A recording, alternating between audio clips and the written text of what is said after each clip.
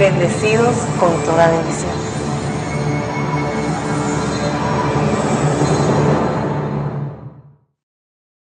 Saudações!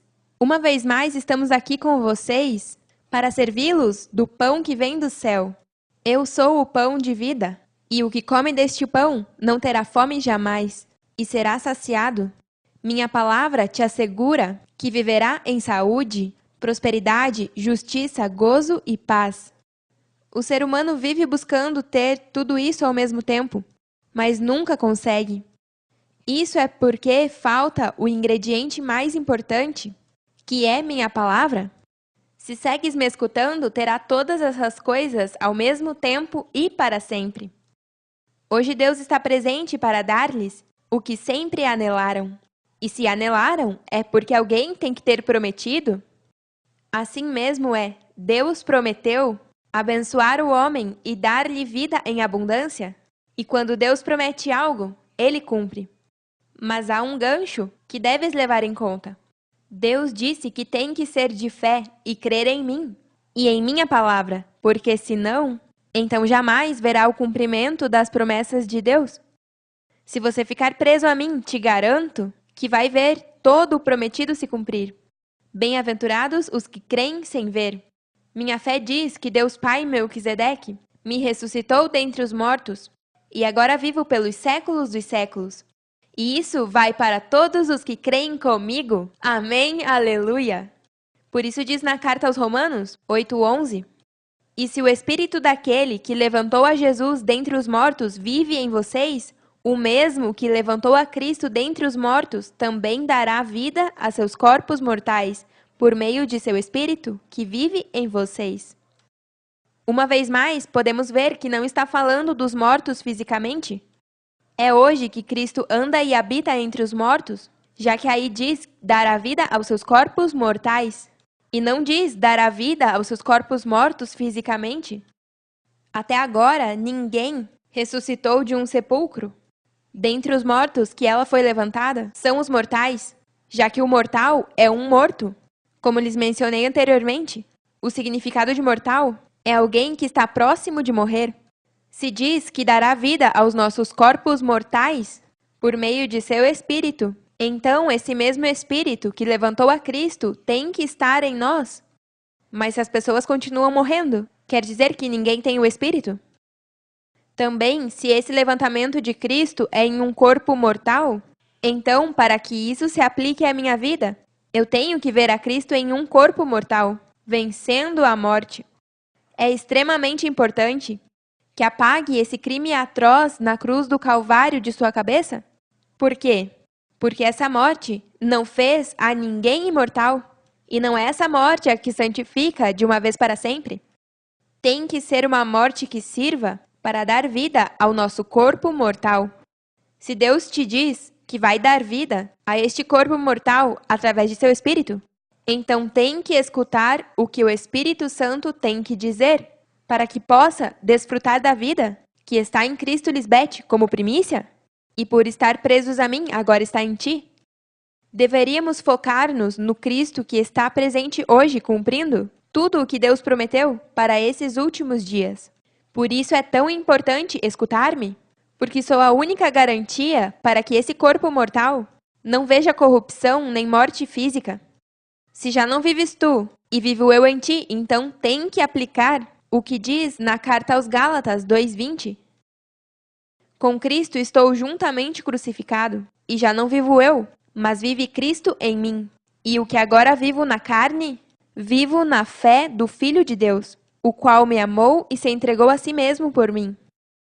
Este versículo respalda que Cristo é esse Espírito que vive em ti, como lemos na carta aos Romanos 8:11, onde diz que o Espírito que levantou a Cristo dentre os mortos também vive em vocês. Só assim é que um mortal pode viver eternamente, não vivendo tu, senão Cristo em ti. Se Cristo vive em ti, então o Espírito, que dá vida a este corpo mortal, é Cristo Lisbete, a manifestação de Deus na terra. Provem-me, para ver se é verdade. E só Deus pode dizer prove-me, em algo tão grande como isso. Aleluia! No tema de hoje, a figura dos 3 dias, Vou mostrar umas figuras que refletem os 3 anos que Cristo e seus anjos se encontram no coração da terra. O mundo religioso pensa que quando Cristo morreu há mais de 2000 anos, nos 2 primeiros dias o diabo esteve solto, mas no terceiro Cristo tirou dele as chaves da morte, e ao vencer pôde sair do abismo, que está por aí por baixo da terra, e depois ressuscitou. Também pensam que o diabo vive no inferno, e desde aí é que Cristo lutou com o diabo e o venceu. Isso é uma fábula e um conto mal inventado. É hoje que se cumpre esses 3 dias de vencer a morte. E assim é que agora tenho as chaves da morte e da tumba, como lemos em temas passados. Mas agora, por amor à audiência, vamos voltar a ler. Lembrem-se que já temos muitas ovelhas do outro redil que estão chegando.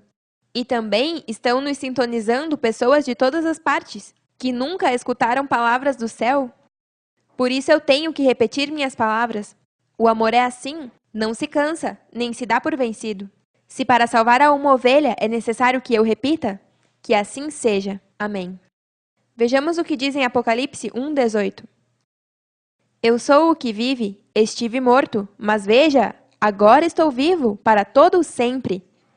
E tenho em meu poder as chaves da morte e da tumba. Quando Cristo diz, e tenho em meu poder as chaves da morte e da tumba, é porque deu morte a este corpo de morte, e não quando morreu fisicamente. Ela não está dizendo que esteve morta na tumba, já que o que morre fisicamente não pôde vencer?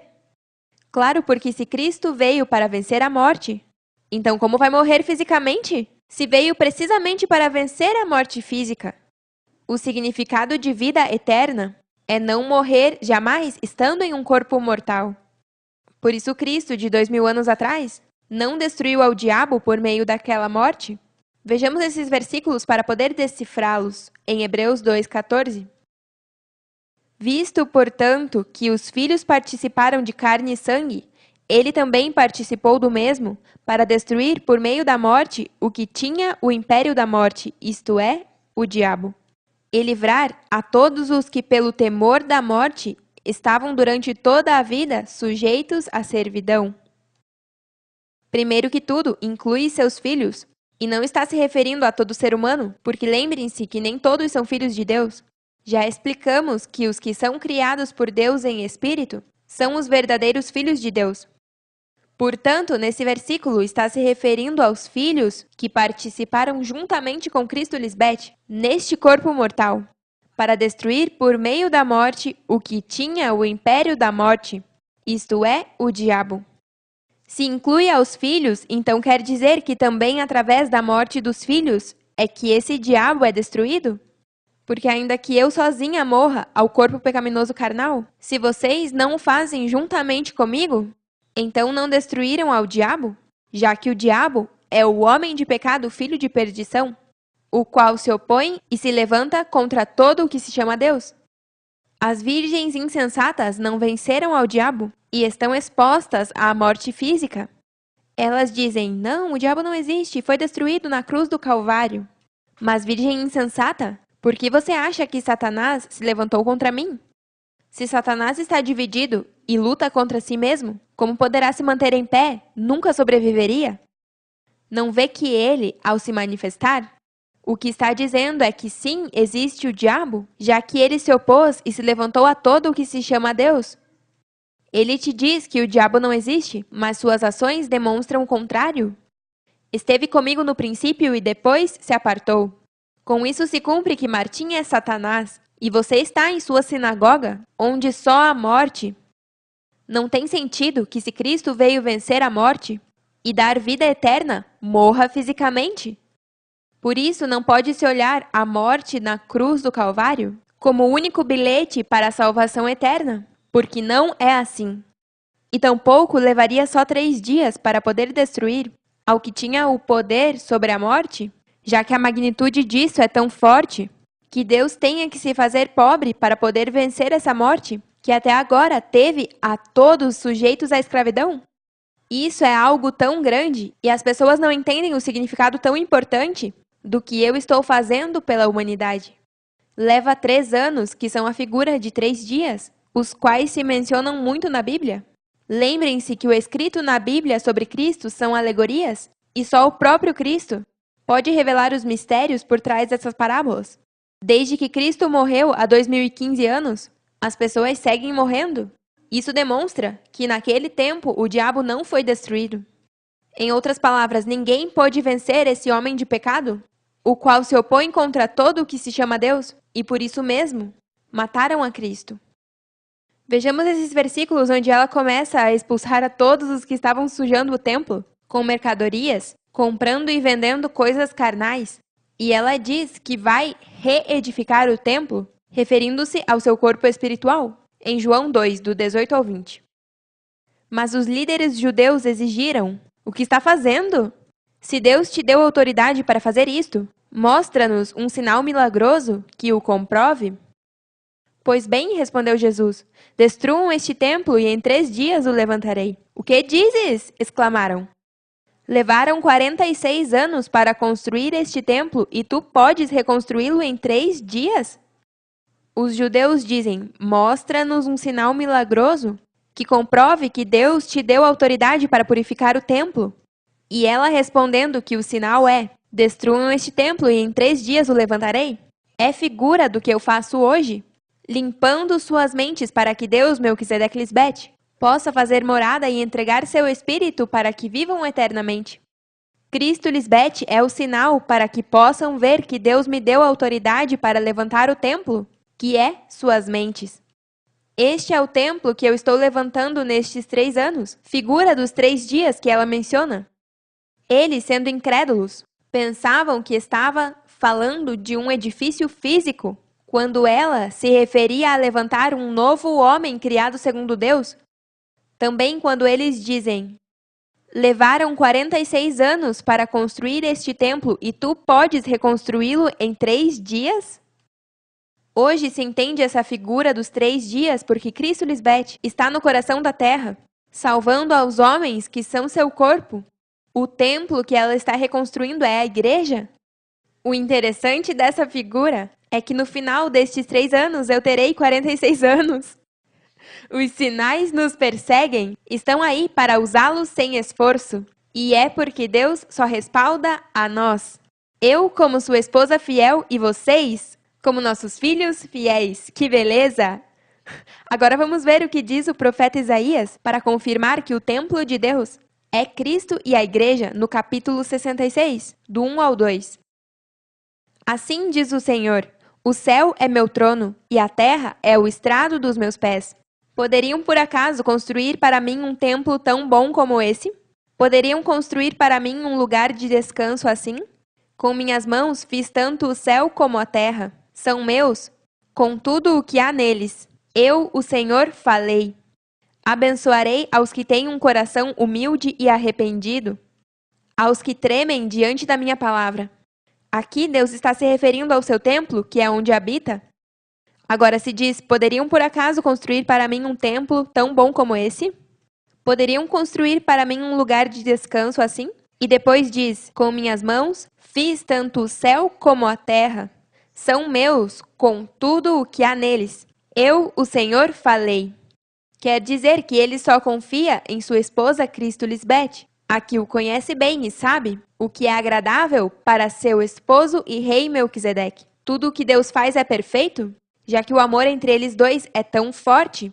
Para que Deus more neste templo, ele tem que ter falado, e assim criado um céu novo e terra nova para poder descansar e repousar em ti.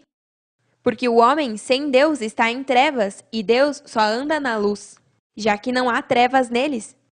Melquisedeque tem onde descansar sua cabeça, e é em seu corpo sua ajuda idônea, em Cristo Lisbete, onde achou descanso. Também vocês são meu corpo, onde descansei minha cabeça, já que vocês morreram como eu e estão limpos e embranquecidos. Em meus santos anjos achei descanso. Também nos encontramos com a palavra abençoarei, falando de um futuro e com uma condição. Neste caso é, abençoarei aos que têm um coração humilde e arrependido, aos que tremem diante da minha palavra, não aos altivos e de dura cerviz que causam divisões. senão aos que têm um coração humilde e arrependido, aos que tremem diante de minha palavra. Deus só trata com os que têm um coração humilde e manso. E esse tremer é de respeito e amor. Esse é o temor reverente que deve-se ter com seus pais espirituais. E se diz abençoarei, é porque Melquisedeque saiu ao encontro, já que sua esposa Cristo Lisbete está presente, dando a conhecer quem é o Deus Pai e qual é o seu nome. Veja como diz em João 17:26. E eu lhes dei a conhecer o teu nome, e lhe darei a conhecer ainda, para que o amor com que me amaste esteja neles e eu neles. Se você chega a conhecer a Deus Pai através de Cristo Lisbete, se dará super bem no caminho, e teus dias serão prolongados. Eu vim para tirar as pessoas das trevas, os que pensam no mais além e na morte. Você acha que Deus quer ver uma criança enfermar-se de morte? Ou que morra alguém em um acidente? Não queremos a morte de nenhuma maneira. Por isso ela diz em João 17,15: Não rogo que os tires do mundo, mas que os guardes do mal. Guardá-los do mal é livrá-los de tudo o que possa acontecer por não estar presos a mim. Por isso ela pede que não morram, senão que vivam, para que eventualmente cheguem até mim. Como disse desde o princípio, todos os caminhos chegam a Melquisedeque Lisbete. Jurei pelo meu próprio nome, disse a verdade e não faltarei com minha palavra. Todo joelho se dobrará diante de mim, e toda língua me declarará sua lealdade. Isso verão. É que as pessoas estão em bobagens quando se trata do Pai e Cristo, e esse Espírito Santo tem um misticismo com tudo isso. Estamos fartos de ver como essa gente brinca com as emoções das pessoas. É hora de saírem desse engano e dessas fábulas de crianças. Eu trago a verdade, que me foi dada para salvar ao mundo. E o que é da verdade vem a mim, e se submete à minha ordem perfeita. O que anda na escuridão, ocultando tudo, não se aproxima da luz, para que suas obras não sejam manifestadas. Esses 3 anos são o maior sacrifício que eu poderia passar. Estar 3 anos sem poder tocar em meu esposo Melquisedeque é pior que uma morte física em uma cruz. Por isso diz que se sofremos com ele, reinaremos com ele. E também diz, se o negarmos, ele também nos negará.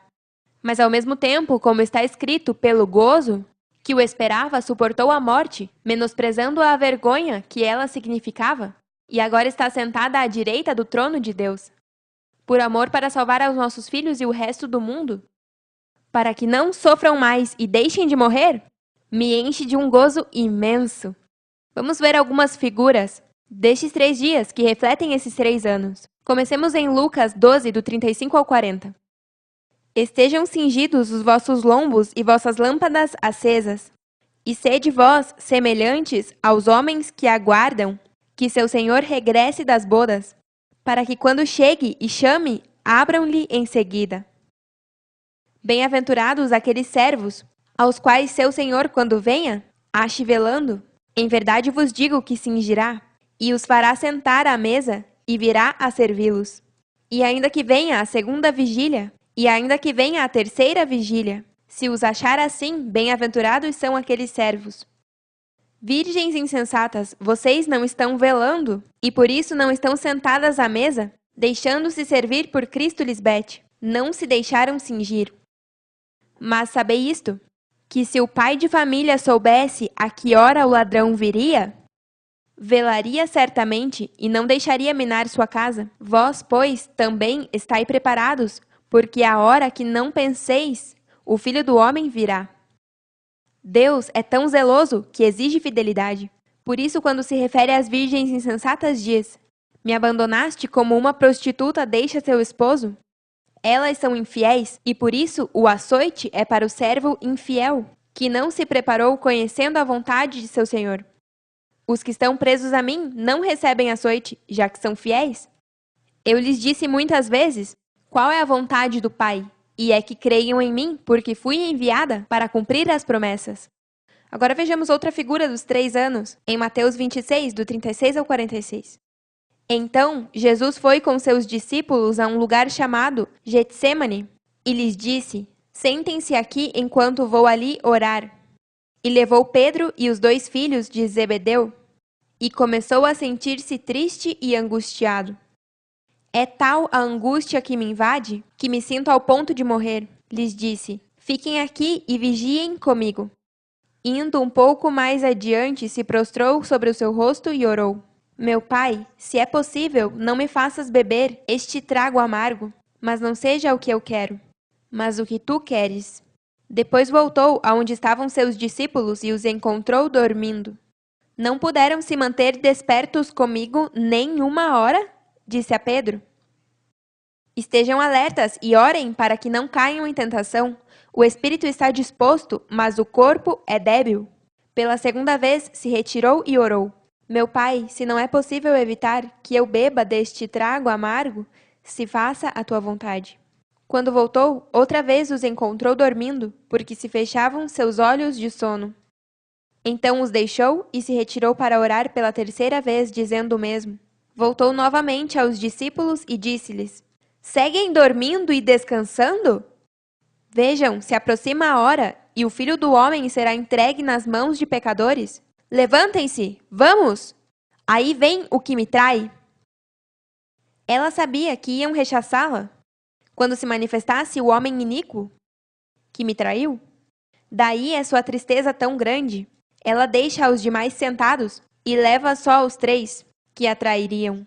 Figura do que eu faço hoje, ajudando-os para que velem e não durmam. Mas ainda assim dormiram as virgens insensatas. Por isso diz: desperta-te tu que dormes, e levanta-te dos mortos, e te iluminará Cristo. Os que dormem são os que não estão velando, seu sono é pesado. Em Provérbios 19:15 diz que a preguiça faz cair em profundo sono, e a alma negligente padecerá fome. E também dizem as Escrituras: Deus os fez cair em um sono profundo, até o dia de hoje, lhes cegou os olhos para que não vejam, e tapou seus ouvidos para que não ouçam. E esses, por sua dura cerviz, em não querer ouvir sua voz, para ser guiados à terra que lhes prometeu? Vamos ver outra figura. Essa é com José do Egito, quando revelou o sonho do chefe dos copeiros e dos padeiros. Os 2 haviam ofendido a Faraó e os colocaram na prisão onde estava José. Vejamos o que aconteceu em Gênesis 40, do 6 ao 13. Quando José os viu na manhã seguinte, notou que os 2 pareciam preocupados. Por que se veem hoje tão preocupados? Lhes perguntou. À noite nós 2 tivemos sonhos, responderam eles. Mas ninguém pode nos dizer o que significa? A interpretação dos sonhos é assunto de Deus, respondeu José. Vamos, conte-me o que sonharam. Então o chefe dos copeiros foi o primeiro a contar seu sonho a José. Em meu sonho, disse ele, vi uma videira diante de mim. A videira tinha 3 ramos, os quais começaram a brotar e a florescer. E em pouco tempo produziu cachos de uvas maduras. Eu tinha o cálice do faraó em minha mão, então tomei um cacho de uvas e espremi o suco no cálice. Depois coloquei o cálice na mão do faraó. O sonho significa o seguinte, disse José. Os 3 ramos representam 3 dias. Dentro de 3 dias o faraó te levantará e te colocará novamente em teu posto como chefe de seus copeiros.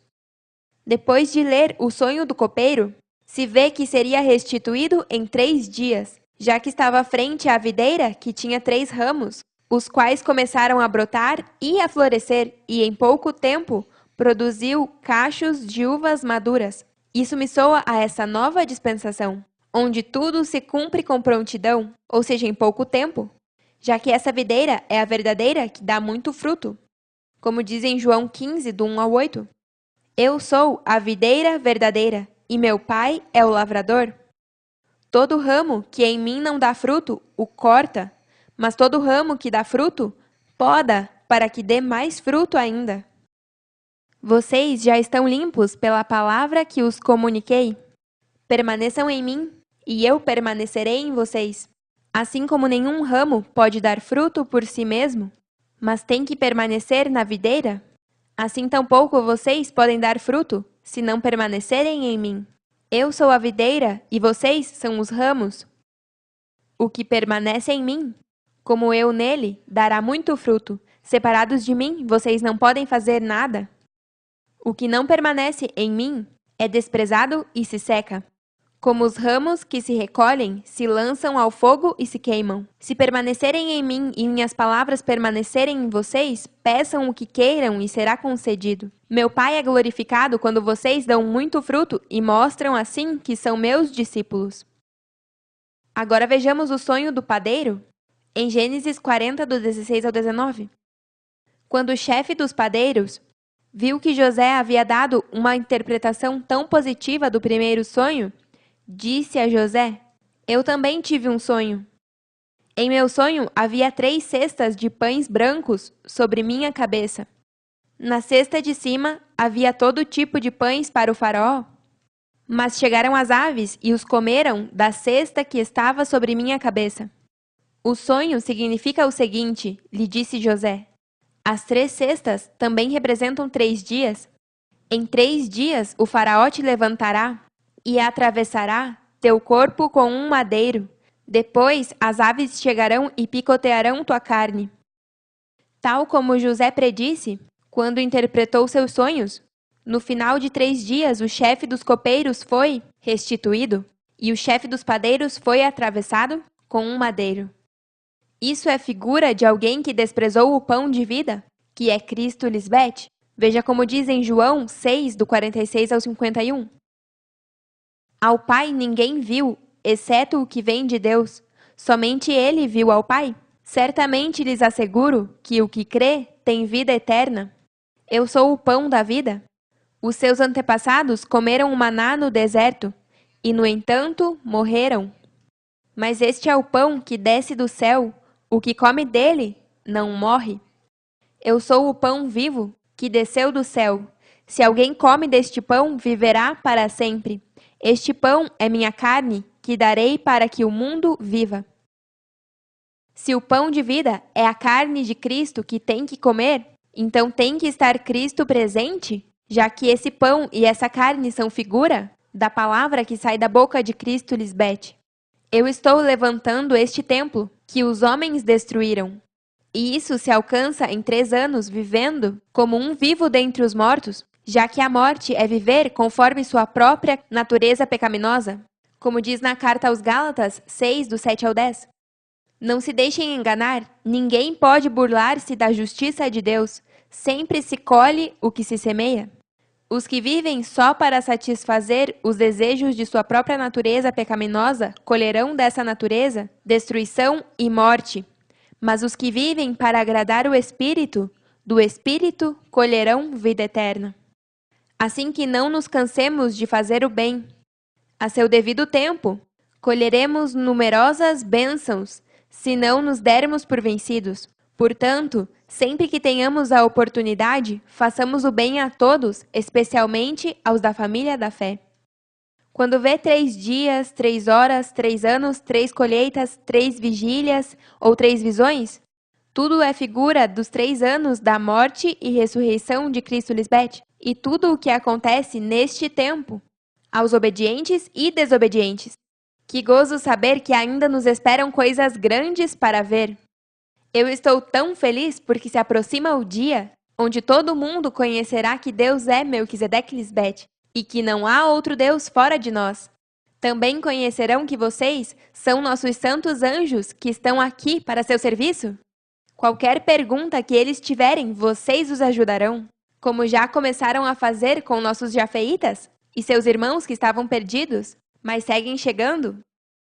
Temos o armamento mais poderoso, de Deus, que é o amor, e não somos vencidos por nada, senão que somos mais que vencedores amando de verdade, compartilhando este tesouro com todos, para que possam deixar as trevas e vir à luz.